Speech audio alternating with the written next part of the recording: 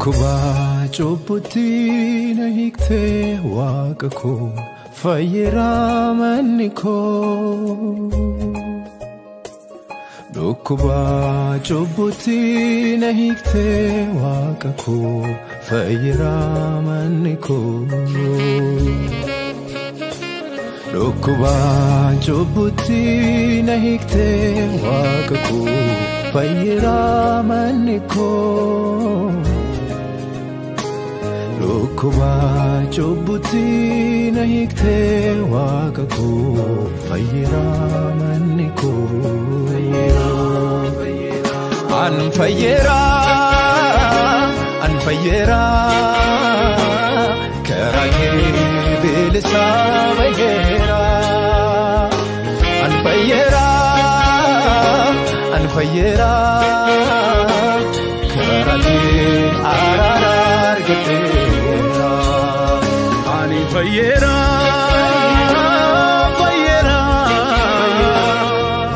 kee bilisaa bayyeeraa. An fayyiraa karaa kee jireenya argateera. Warri mucaan fiddan kotta.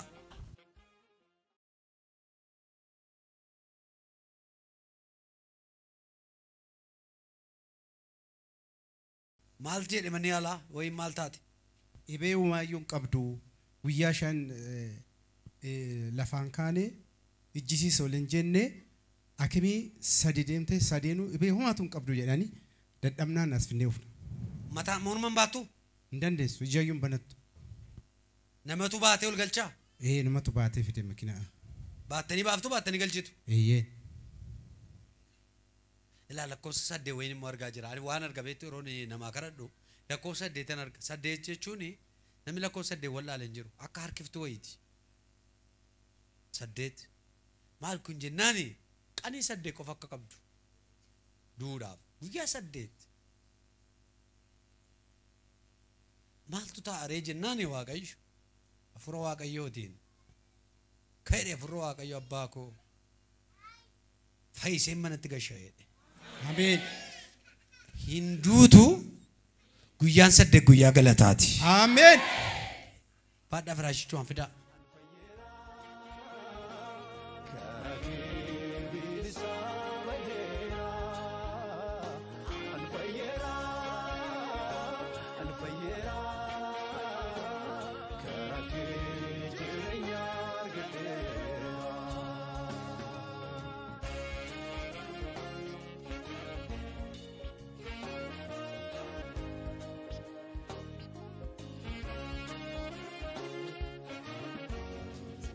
Yol qabaa bokkuu shenen ilaala.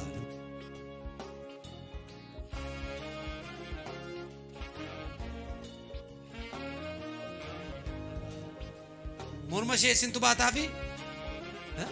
Numa baataaf. Negaddiisi na ilaala.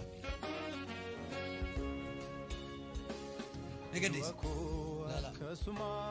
Morma ishee ilaala. Maaltu gogsee gala? Wanu kubsate kaawwa. Si'a meeqa kan mana yaalaa irratti? Akimii sadi.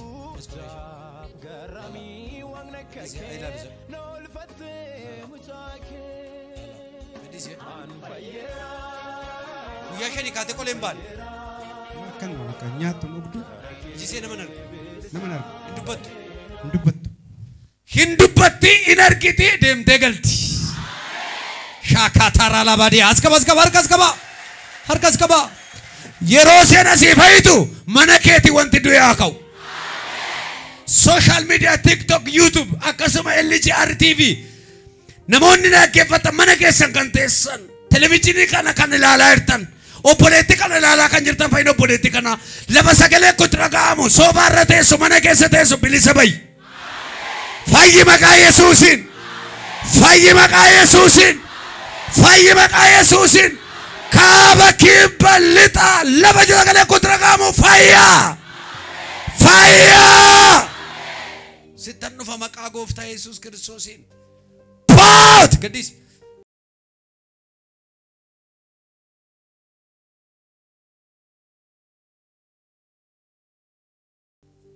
kaleessa akkana dhageesse ammas na dhageessa maqaa keef galata guddaan gasha gooftaa Pout mighty name of Jesus Christ he karabashe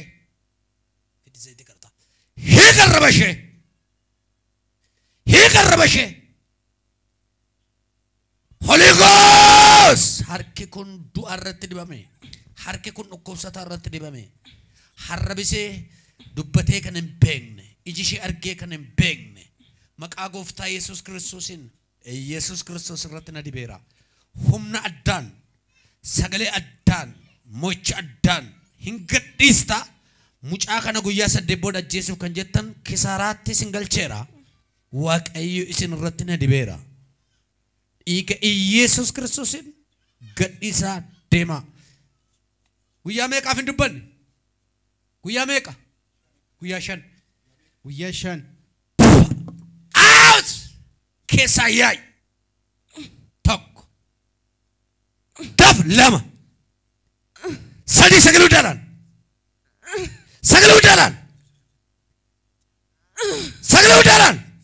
ጮናውታ ሰጋሉ dalan ጮናውታ በጌታ በኢየሱስም ጊዜሽን ጫላን ከሳሱክ እየጉዳይ ሲሲ ጮናውታ ቶክ ጉድስ ለማ ሰጋሉ dalan ሳዲ ሰጋሉ dalan አፎር ሰጋሉ dalan ሰዱማ ሰጋሉ dalan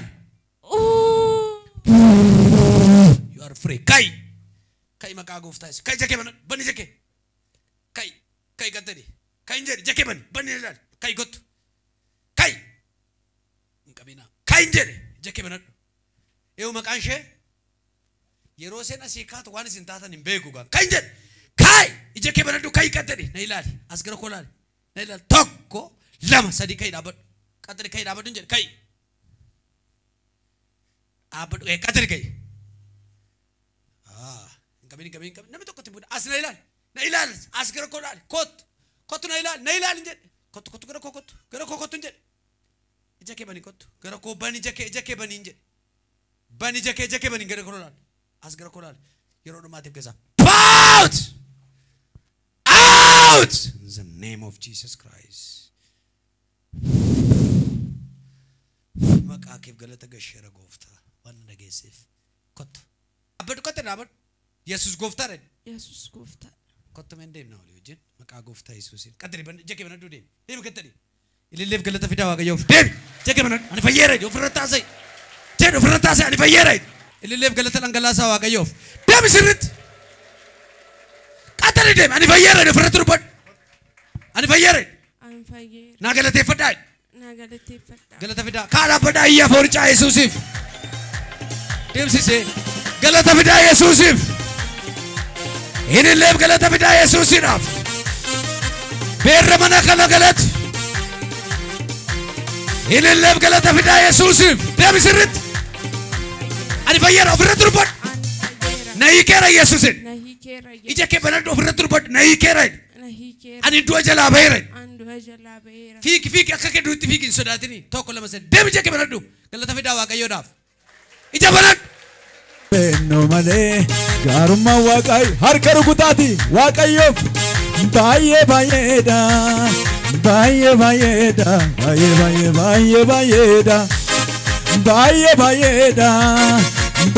bayeda harka rukutati lilledan ofratem no male garuma waqayo baye bayeda ofratem no male arar waqay harka rukutiti baye bayeda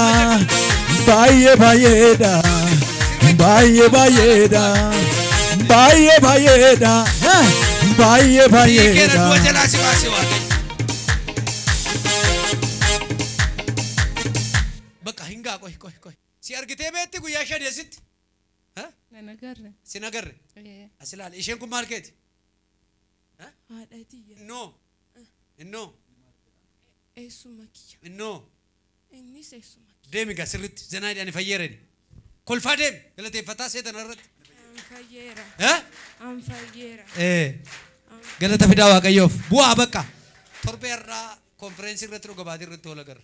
Baay'ee baay'eedha baay'ee baay'eedha baay'ee baay'ee baay'ee baay'eedha baay'ee baay'eedha baay'ee baay'eedha harka rukutaatiin illeedhaan ofirratti hin beeknu malee gaarummaa waaqayyo baay'ee baay'eedha ofirratti hin beeknu malee araarri waaqayyo harka rukutiiti baay'ee baay'eedha.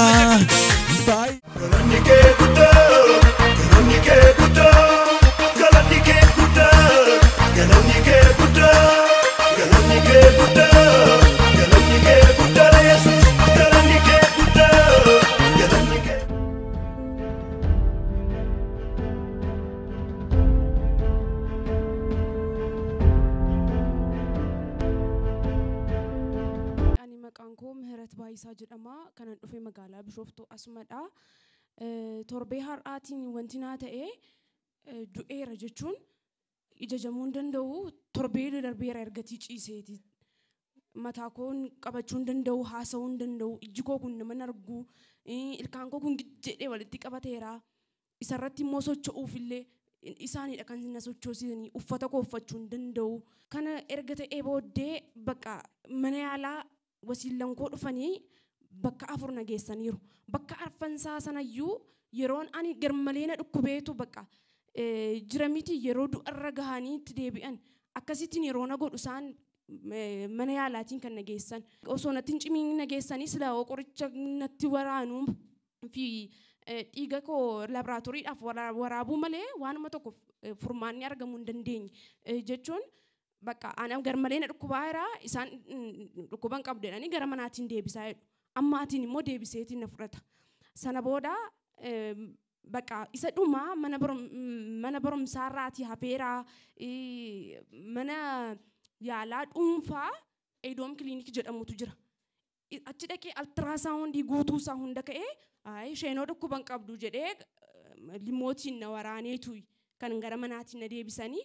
Sana booddee waan bakka guyyaa jaatiif naasofnee ijji koo lafa narguu isarratti immoo nyaata nyaachuu namni nyaata nyaatu malee hin jiraatu miti bishaanillee yeroo natti afaan koo keessa buusanii afaan koo tirraati gad dhangala'a keessa koo seenuu hin danda'u jechuudha. Sana booddee wasiilli koo inni magaalaa Walisoorraatii dhufee gaafa dilbataa ganamadha kun dhufee yeroo na laalu harki koos miilli koos ijji koo kun nama arguu hin danda'u. Ciiseetiin jira qorreera bakka dibata qabatanii dhufaniitu harka koof miila koorraa godhan xiqqoo gara hodhuutti dhufe qaamni koo kunii jechuudha. Sana booddee akkasumatti natuma hin jiru gaafa sanbata bariisaa dhufneetu raajii LJR TV raajii darajjee bashaa bira achi dhaqxee siif kadhatama hin fayyitaa jedhan wasiilli koo inni tokko jechuudha. Sana booddee yeroo isaatiin na fidanii firaashiitiin kanan baatameetiin bahe jechuun bakka lubbuu kootu keessa jira malee nama narguu socho'uu hin danda'u mormi koo kun hin qabatamu yeroo as fidaniitiin raajiin immoo naa kadhatanitti oggosumatiin ijji koo banamee lafa kana argee nama argee yeroo erga isaan naa kadhatanii booddeeyyuu baay'ee ija koo saaquudhaaf jechuun guyyaa jaa guutuu ijji koo hin banamne waan ta'eef ija koo saaquuf wallaale bakka deemsi hundi na harkaatii badee erga isaan naa kadhatanii booddee kunoo fayyee torbansaa sana shat jedhee fayyeen kunoo fuuldura keessatti dhuga baatii kana qabadhee yaadheeraa dhukkuba kana kan naaf arge waaqayyoon duwwaadha jechuun mana yaalaatiin arguu hin dandeenye dhokateera ka wantichi afuura malee dhukkuba hin turre maaliifi afurri sun immoo laaboraatoorii keessatti mul'achuu hin danda'u. Achiin afurra du'aa kana narraati erga rukutamee booddee nan fayyee nyaata koos nan nyaadhee bishaan koos dhugee shaaworii koo seenee bakka erga saniiti shat jedhee fayyeen gara mana barumsaatiin deeme kunoo har'a fuuldura keessanitti galateeffannaa fuuldura keessan dhaabbadheera. Harka keessan walitti buusaatii ililleedhaan gooftaa galateeffadhaa. Tole maqaan keessan eenyudha? Eessarraa dhuftanii? Mee waa'ee mucaa keessanii kana maal dhugaa baatu? Disee Fiqaaduu. Isiin jalaa ukkube mucayyoo kana gaafa na jalaa ukkubu kooma koon fuudhee mana hakimii geesse. Mana kimi geessa ibeen qabdu ati mucayyoon nagaa silaa kana fakkaatti fuudhii bayya siinaan jaani qorichumaaf marfee kennanii fi fuudhee baye. Gaafa nachi fuudhee bahu qophaa kiyya yaa Waaqayyo anoo maalan go'a odoo si kaawwatu rufatti nagattaan jaa ishiin naan kaatu na harkatti kufti. Harki ishiin naan ajajamu miilli ishiin naan ajajamu baachuuf hin danda'u. Yaa Yesuus anoo si qaba'een si xeesse anoo namni hin jiru ati nangatini kaajeetuma fuudhee akkuma gogo'ee hamma'ee fuudhee baasee bajaajii qaba'ee fuudhee gale. Gaafa dura na jalaa qabu. Maanni narraan fuudhattu ati odoon sitti bu'aa jiru namaan hin gattu anaan akkamitti nagatta jee waaquma walitti bu'aatuma namatti sinima ufu'ee kara manaa deeme. Gaafa deemu abbaan immoo wal biran jirru abbaatti bilbileen mucayyoon beeku beeraan jeen. Mucayyoo fuutee mana namaa keessan bakka argiteen zooraa jirtaanuu fuudheen sabala geessa gizuma giseen ukkubaa jeen arrabsa. Yesuus. Ati nama naman ganne anaan inni nangatu inni naman gatu ati immoo sila afuura sirra jiru takkana si ga'a waan ta'eef anoo daa'ima kun na harkaan duutu foon ishii malee lubbuu isiin argatu jeen irrumatti cufeeysa. Na didde amma. Odoo mana akkamiin deemin guyyaa afuriin ol turteerti. Mi'aan yala ol deebistii bakka naan loltii boochii deebinaa deebistii maal taate on jeeni bakka na isaa jetti ishiirratti alatti tokko jirti. Bakka inni xabaase guyyaa ja'a malee torbee darbiteera torbeen lamaan isii sanbataarraati. Dura fincaa'uu hin dandeessu mi'aan nyaachuu hin dandeessu ol qabee gad deebisuu hin danda'u. Mana kimi ufanii wasiillan ishee obboleeyyan abbaa ufanii iddoo afur geessanii birriitti cafacafanii wanni isaan hin baafne jiru birrii guddaa baasanii. Garuu gaafa isin firaashii makiinaa keessa guutanii ufanii firaashii baatanii galchanitti as ciibsee jirti ibsii kana hunda keessaa isii maciisee jira maalan go'a jeen nan bo'aani namni kaa'ataanii nan bo'aa yoom kaa'atamee fi daa'imti kun kaatiin jaa malee ani kaatee raawwattee akkas iji saaqattee raawwattee na wajjin deemti yaadeen turre naaf fayyiti jee yaadeen turre guyyaa ja'a muluu odoo mi'aan hin nyaatin bulluqa go'ee fi gaafa nanti kenni gartokkee ishii kanaa yaa'a bishaan nanti kenni gadi yaa'a torbee irraa gaafa guyyaa 8 jechuudha. Asitti kaa'annaaniif kaatee qaxxi jettee gaafa hin jaajjitu ani waan fuudhu wallaale narri fa'ee deebi'ee. Sila namni akkatti naan lolaa jira yaa Waaqayyo. Edaati nafanuma jirtaayi anaaf suma na dura jira edaa namaa miti namni nagata jeensi baqqasaa ture edaa seexani duubatti na deebisuu turte yaa Yesuus ati na dura jirtaa jeetanan Waaqayyo galateeffa'ee. Daa'imti koo kaatee miilannaa jaajjite ijjisiis naa banamee ilkaanisiis banamee asii baatee wasiilli ishii kun asitti fidee kaachiseef kun hammiyaan isa bulluqa guuda abde foon nyaatte asii baatee miila. Isa nyaata nyaatin turte isa bishaan dhuguu dadhabdee asii baatee nyaata jajjabaa nyaatte jechuudha. Foon nyaatte. Harka keessan walitti buusaati Waaqayyoof galata guddaa dhiyeessaa. Mee namoota akka kee dhibamanii iddoo garaa garaatti horii baasaniif maallaqa isaanii baasaniif dhaamsa maalii dhaamta? Akkuma argitanii fayyina koo warri argitan kun kanan ani isiniif dhaamsa dabarsuu barbaadu. Mana yaalaa deemtanii warra furmaati abdan hundi keessaniyyuu gara kadhata kanaa gara LJR TV Leenca Yihudaa Rehoobot addunyaalessaa kana dhuftanii akka fayyitan isiniif dhaamsa dabarsuun barbaada. Obboleettiin keenya gara mana Waaqayyoo yoo dhaqxaniin fayyitu qooda horii keessan iddoo adda addaatti baaftan isiniin jettee dhaamsa isinii dhaamti. Gooftaan isin haa eebbisu. Fayyinni keessan fiixaan isiniif haa ba'u. Nagaadhaan deddeebi'aa eebbifamaa. Waaqayyoo isin haa eebbisu. Harka keessan walitti buusaatii Waaqayyoon galateeffadhaa. Sabni Waaqayyoo